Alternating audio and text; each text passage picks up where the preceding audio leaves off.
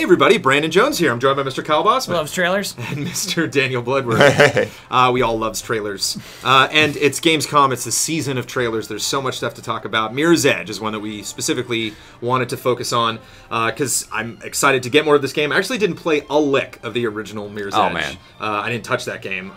It looks fun. I love first-person games, love open-world games, so there's so much more about the sequel that has me really excited. But specifically, the way they handled this gameplay video, I think is very intriguing and extremely unique, and I would like to explain why, and I'm curious what you guys think about it, so let's get into it.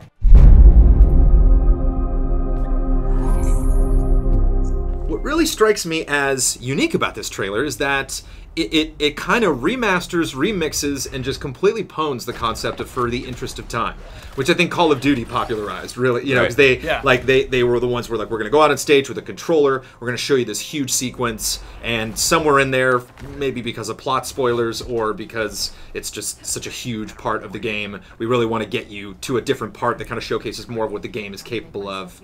And Mirror's Edge was like, well, let's just identify its pre-alpha gameplay footage. We don't necessarily have to have someone play it on stage. Let's make something that is a trailer, is a gameplay demo, is like one of the long demos that'll show an actual sequence, teases a little bit of plot, but still doesn't really tell you anything, kind of introduces the open world a little bit, but still is has linear movement. And every time we make these jumps, sometimes it goes to black. One time it actually goes straight out of a roll, which is so clever, like that she goes into like, you know, a full roll, and somewhere in there they do this invisible edit where like all of a sudden, poof, she's at the Elysium building and then she climbs in. I think the length of this is perfect. I think the pace of it is perfect. I think this is such an interesting way to have that happy medium between an onstage gameplay demonstration and something that's like clearly cut. You know, I get kind of fake vibes from, and I leave wondering, like, what's that game really going to be like? I don't have a lot of questions about this. Kyle, you're a little concerned why you can't see her reflection in certain objects. You know, it's just more of like a game development thing and not necessarily an edit thing.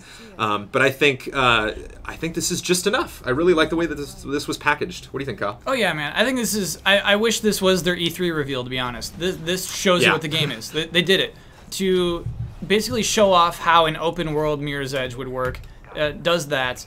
Then we're in a scenario where we're kind of used to with like Mirror's Edge like stuff when we're finally in the building. Shows enough of the story to like make me actually interested. And that point is when we see our third character, the Splinter Cell character, get taken down by the assistance of the CEO. That is actually, he says, I need him alive. That's actually interesting. That's enough like intriguing, different from other things where it's like, oh, there's a lot going on in this game. Well, even like the CEO and like this whole company just has this like shadowy, mysterious, you know, Deus Ex vibe, but we don't really know what. Like, we don't really know the answers. They don't spoil that, you know, and I don't feel like they skipped some super crucial scene that I missed for me to even care. Like, I do feel a sense of danger. It is kind of creepy being in this room and hearing, you know, her footprints echo through this giant building that no one's in, that no one is making noise. Like, she's here after hours by herself. You know, this alarm is just waiting to be tripped. And, you know, you have the dialogue of this guy, you know, telling her to back out, not important, but then also realizing, like, I'm completely powerless to stop you, so I might as well just shut up and, you know, give you words of encouragement to help you get out of there. Yeah. And we also don't really finish it, you know? Like, it doesn't end with her getting to safety and then you have some big, wide, sweeping shot of Faith on the rooftop waving goodbye to the helicopter camera. You know, like, you get out at a moment that seems like she's just about to get out, but you don't know. Tons of glass shattering, lots of great lighting effects. Whenever it goes to black or whenever it cuts, it's always a little sooner than you think it's going to. She's like just about to do something, and then it's like, okay, yeah, she's going to walk down that pipe or hallway or climb up that thing. You got it. Let's move on to the next thing that's more important. Let's constantly keep you focused on, you know, you think about a game that like a stealth game or something like Assassin's Creed or Dishonored, they could potentially do a gameplay demo that's like kind of boring in parts. Like, right. And somehow they think like, yeah, but you need kind of like a good song, you know, that gets to a good part at the end. It's like, you got to listen to the whole song because you need that build. And I like the Mirror's Edge is like, maybe you don't. I mean, maybe you need that build when you're actually playing it. But when you are seeing this trailer, we want to package it in a particular way.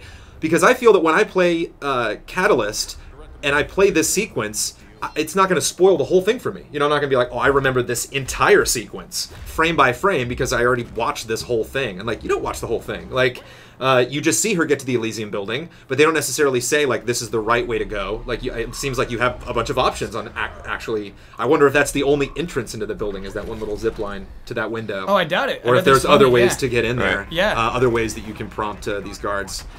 You know how we give a lot of points to games that are proud of themselves and willing to like show the actual game. This game does that. And not just like this part, you know what I mean? This is the part we're used to seeing in trailers, is people getting kicked and killed.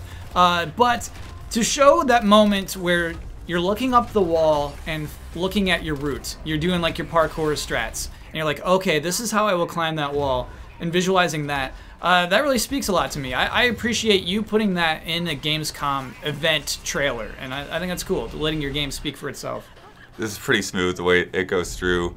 I do think the intro is a little funny to me. I mean, I guess they want to, you know, get people in right away and grab your attention. But it feels kind of like yeah, why not just start off with, you know, after what happened, you know, later that evening, and just go right into it. I think maybe because the intro is kind of calm. You know, like when you start out, she's just like getting her orders and looking at the city, and they really want to focus. Like this will, you always have that in the back of your mind that she's gonna have to fight her way out of here. You know that like when the guy's saying don't go in, you're gonna get caught. She will. She's gonna have to fight her way out. And maybe it's just like a pace thing that they want to have the first thing you see be the kicking and punching that, like Kyle said, that we normally get. Yeah. They seem to be showing you the world as it very much may be, with like even these weird little orbs and things like that. That's a very video gamey thing that I'm not sure what I think about that, but at least like you see it in there in the trailer. They didn't take it out, and then like, oh, when you actually play the game, there's going to be all these orbs. But yeah, I definitely like what Kyle said, how they put in, you know, all of the structure and seeing where you're going to go and all of that. I would probably put this somewhere in the low 8s, but I'm gonna bump it up a little bit higher just because it makes me rethink the process of how you do these gameplay demos, specifically in the interest of time. Like when it cut to black and then cut to a different segment, it was like, whoa, you normally never see that. Like, I mean, you'll see that, but it'll cut to a totally different part of the game, you know, or like just a totally different scene, or like then now the video's now just gonna focus on story exclusively, but like picking these different moments. Yeah.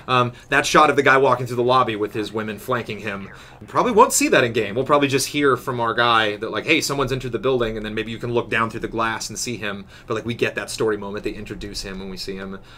Introduce this character, don't really say a lot about him. I like the mystery of it. 8.7. Going 9.2. Gosh, I really like this. This was, you showed the game. You let the game speak for itself, and you finally showed us what Mirror's Edge Catalyst, what's interesting about it. It's not that Faith gets a tattoo. It's like we get a game that we get to play. Or not that you can just run around. You think about one of the first gameplay reveals of the original Mirror's Edge, where she was just like, doo-doo-doo, running around. Like no VO, no, she had no goal. There was no place she was going. It was just kind of like, look at the world, look at the movement. This isn't really jarring. You know, I could see people potentially getting motion sickness from like watching a Mirror's Edge trailer, and everything just feels very fluid. All throughout Mirror's Edge, fluidity is definitely the key. And making, you know, again, it's like some of these climbing obstacles, you know, feel natural, feel like they fit into the world, and they're not, you know, just painted on for the player, although you want to be clear about that as well. So yeah, I give it an 8.5. I definitely like what it's doing, and I'm looking forward to this. I think that they've certainly done a better job at getting you into a story than where the first game went. So yeah. 8.8 for the Gamescom gameplay reveal. I guess reveal. We've seen like the game kind of in motion, maybe suggested, but like the first long extended gameplay look. Also worth mentioning that like this is a trailer, and there are some reveals that have been made at Gamescom that like that's actually a gameplay video, because it's just one long uninterrupted cut where like this does kind of ride the line, and like I would shove it into the trailer category, or we wouldn't be talking about it here on Trailer Score. Yeah. But there it is. 8.8 is the aggregate score. Really good scores, you know, so far coming out of Gamescom, and a really good trailer, especially considering, like I said before, I don't really have a dog in this race. I didn't play the first Mirror's Edge, and so for me to be this stoked about not only just playing this game, but how it was shown at Gamescom. Well done, EA. Well done, DICE. Hope the rest of the media, hope the next reveal of more gameplay of Mirror's Edge is just as exciting as this. Curious when we're actually going to get that. Thank you, Kyle. Thank you, Blood. Yeah. We will see you then.